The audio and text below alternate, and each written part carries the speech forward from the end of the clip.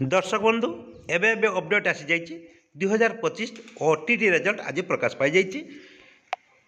आस तो डिटेल्स जानिबा board of secondary education Odisha Cuttack तरफ ये प्रेस नोट अच्छी 12/2/2016 the result OTT 2025 is publish today the examination was held 17 December 2025।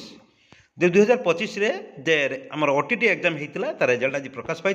Total 1,60,420 जन candidate the registered for the examination in paper 1 and paper 2 the result details develop तले दि जाइए आमर 1,60,000 पिला आमर paper 1 paper 2 मिसई जे फॉर्म फिलअप करते सेमानकर result start दिखाई।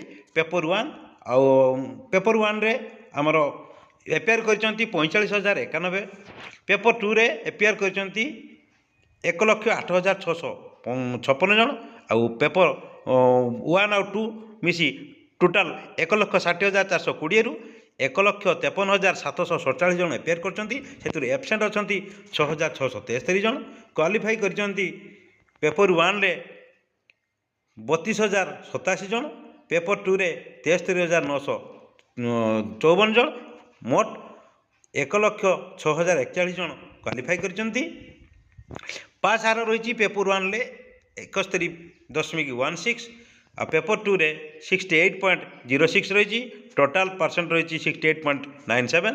दि result is available in the board website www.bscodisha.ac.in from 2 PM onwards today. आज 12 तारीख 2 PM ठारू आपण माने बीएससी ओडिशा वेबसाइट रे आपण माने रिजल्ट पाई परिबे।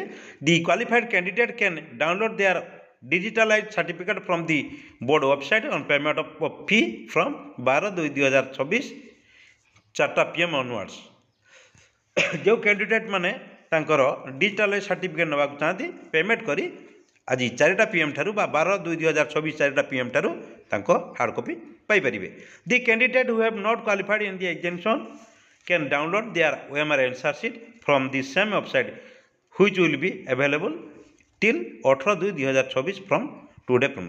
जो कैंडिडेट माने क्वालिफाई करि पार नांती ए 2025 ओटीटी एग्जाम रे समाने तांकर OMR शीट एटी डाउनलोड करि परिबे जोटा कि 18/2/2025 पर्यंत अवेलेबल रहिबो।